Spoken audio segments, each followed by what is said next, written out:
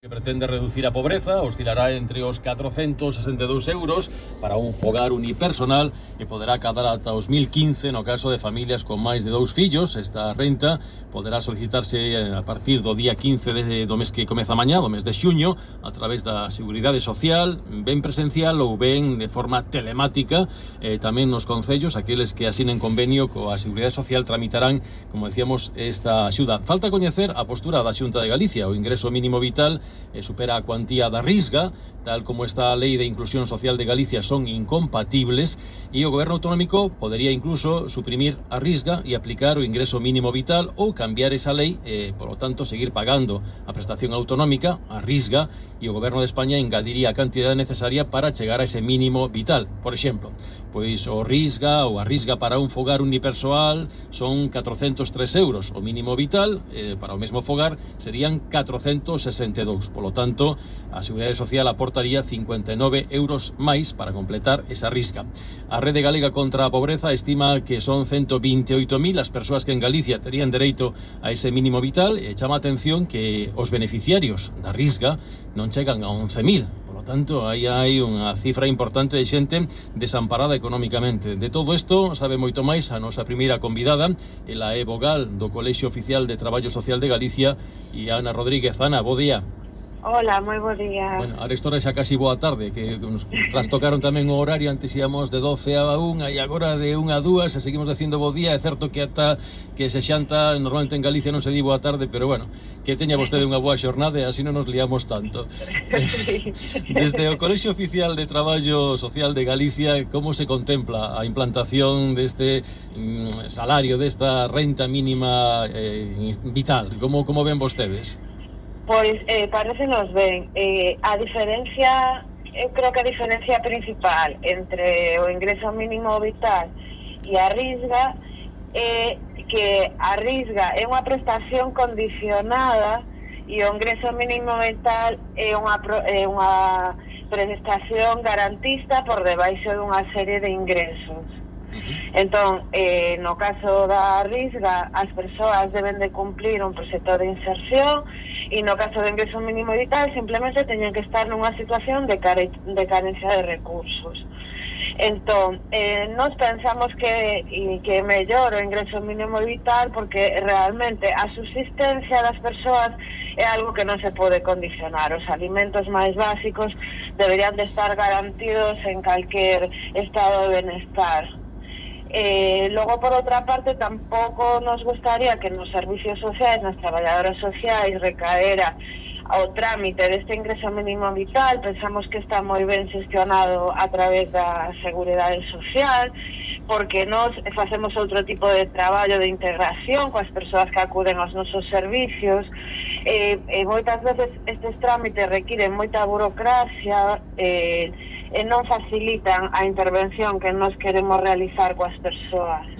Sí, por certo, que precisamente unha das críticas que habitualmente escoitamos de xente que solicita a Risga é o proceso burocrático longo, complexo ás veces, bueno, que non acude á necesidade cando se está producindo. Anúnciase desde o Goberno Central, e agardamos que sexa así, que este vai ser un trámite rápido, áxil. Vostedes consideran que pode ser tal como está ou tal como temos os datos que se coñecen ata o de agora? A ver, evidentemente entendemos que o Goberno Central terá que traballar na reestruturación desta prestación. Tal e como está configurada agora, o agilizar o trámite va a estar complicado porque, como decía ao principio, está supeditada a realización dun proxecto de inserción, a apertura dun expediente en servicios sociais, o análise da situación dunha familia, e todo isto demora o trámite de axuda. Sin embargo, o ingreso mínimo vital que acaba de aprobar o Goberno é simplemente unha xestión telemática que se pode axudar as persoas que teñan máis dificultades o acceso a internet a facer este trámite de solicitude, contestar que cumplen os requisitos económicos e de residencia, e empezarían a cobrar. É bastante máis parecido, se cadra, ao sistema das pensións non contributivas que xa están funcionando que o sistema de Risga, e evidentemente moitísimo máis así. E en xeral esas pensións non contributivas, se un fai os trámites correctos, pois normalmente nun período entre 15 días e un mes están aprobadas. Sí, efectivamente, porque teñen uns requisitos moi claros e se facilita o trámite. Claro, aquí Desde falamos... logo, a integración, a inclusión das persoas non debería de estar determinada que esas persoas tuvesen as súas necesidades máis básicas cobertas, sino o establecemento dunha boa relación entre os profesionais dos servicios sociais, traballadoras sociais, educadores e psicólogos, e unha coordinación entre as distintas institucións, non a condición de que esas persoas podan acceder a alimentos ou a cobertura das súas necesidades máis básicas. Ana, desde os datos as estimacións que poda manexar o Colexio Oficial de Traballo Social de Galicia, creen que esa cifra que ofrece a Rede Galega contra a Pobreza de unhos 128.000 galegos, galegas ou polo menos persoas que viven en Galicia que estarían dentro desa categoría da pobreza xa xusta a realidade? Sí, probablemente sea unha cifra bastante acertada. O que pasa que probablemente tamén agora mesmo que nos vamos a enfrontar a unha nova crise económica haxa un incremento deste número de persoas derivadas das situacións de desemprego que se van a dar nos próximos meses, por desgracia, da dificultade que van a ter a xente a recuperar o seu estatus laboral. De aí a este paquete de medidas que están instalando todos os gobernos, tanto os autonómicos como os centrais. Claro, pero precisamente esta situación que vivimos, estos meses en que xa foi necesario, en moitos casos pedir a axuda, pedir a solidaridade, buscar esa resposta no estado chamado de benestar, supoño que incrementou as peticións tamén a través das e dos traballadores sociais de Galicia, pero non sei se incrementou o número destas persoas que precisamente teñen que atender estas demandas. Non. Por desgracia, o incremento destes profesionais está sendo moi deficitario. O Consejo Estatal de Traballo Social recomenda un profesional por cada 1.700 habitantes, máis ou menos, e agora mesmo hai zonas onde hai un profesional por casi 8.000 habitantes. O sea que o volume de traballo é moi importante.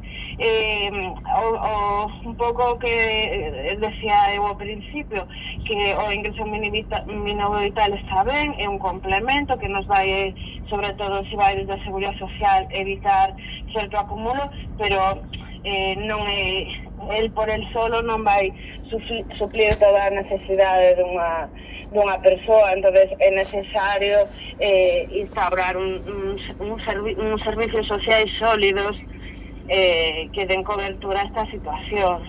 Sí, este mínimo vital en principio non é incompatible con outro tipo de ingresos, incluso se un está traballando non acada ese mínimo vital pódese complementar, pero tamén dicíamos que a Risga, non sei se vostedes teñen coñecemento do que pensa facer a Xunta por aquilo que dicíamos que legalmente sí que en Galicia non sería compatible a Risga e este ingreso mínimo vital.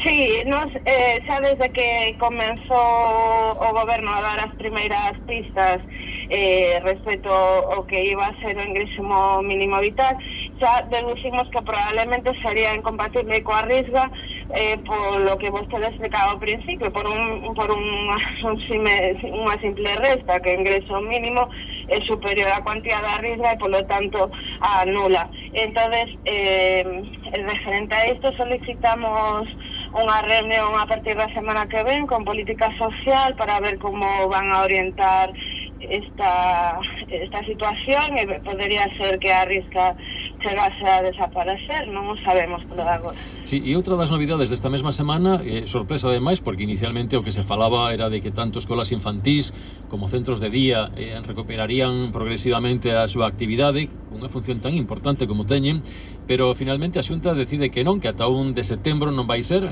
Vemos xa moita preocupación en moitos colectivos, por exemplo, pois desde colectivos que axudan ou que traballan, mellor dito, en centros de día, falando da situación de despedimentos que vai haber, ou polo menos de suspensión de empregos, pero tamén ao mesmo tempo da función importante que cumplen de socialización e ao mesmo tempo de atención ás persoas dependentes. Non sei como se contempla isto tamén dentro do colexio. Pois, a ver, entendemos que existen moitas dificultades a la reapertura dos centros de día, pero se cadra os centros de día e os centros ocupacionais, aqueles centros que atenden as persoas con distintos niveis de dependencia e discapacidade, o peche deses centros afectou moitísimo a estas persoas e se cadra a Xunta podería replantexar pois algún tipo de sistema de apertura parcial ou non sei, creemos que pode ser un dano moi grande porque os usuarios destes centros, como decías, están afeitos a unha serie de rutinas, non van a eses centros simplemente e están ali e logo marchan para casa, realizan actividades, socializan e a pérdida desas rutinas provoca moito estrés nestas persoas e provoca moita sobrecarga nas persoas que se encargan dos seus cuidados. E logo hai que sumar que estas persoas que se encargan dos seus cuidados, moitos deles van a ter que reincorporarse aos seus traballos. Entonces, a situación é bastante crítica e creemos que cantos se podan abrir sería moi importante, sí. Sí, sendo conscientes de que tanto as escolas infantís como en este caso os centros de día, pois o contacto físico moitas veces é inevitable e é natural e claro, aí sí que hai un maior risco, en este caso tamén para as traballadoras e traballadores, pero claro, hai que intentar ver de combinar todas as necesidades. É certo que a Xunta anuncia, non sei se propaganda ou é realidade, agardo que se sea realidade, ese medio millón de horas mensuais para o servizo de axuda no fogar, que é moi importante e que vai axudar a aliviar algo esa situación, pero creo que os centros de día e, por suposto, as escolas infantís van máis aló desa atención importante que hai no fogar.